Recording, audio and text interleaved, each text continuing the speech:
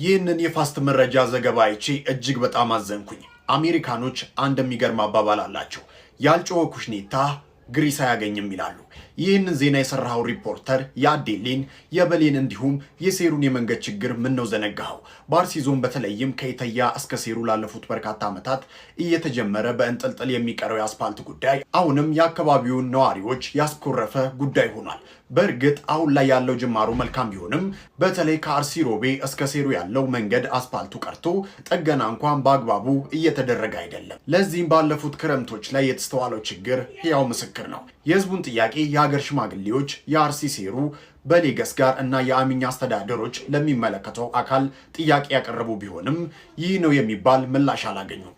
እስከ አርሲ ሮቤ የዘለቀው መሰረተ ልማት ዝርጋታ ለሌሎቹም ወረዳዎች ታሳቢ መደረግ ይኖርበታል። ያልጮኸ ኩሽኔታ ግሪስ አያገኝም። መሰረተ ልማት ለሁሉም ይገባል። ይህንን ሀሳቤን ኮፒ ሊንክ እያረጋችሁ ሪፖስት እያረጋችሁ ለብዙ ሰው ሼር አድርጉልኝ። በተለይ ደግሞ የሚመለከታችሁ አካላት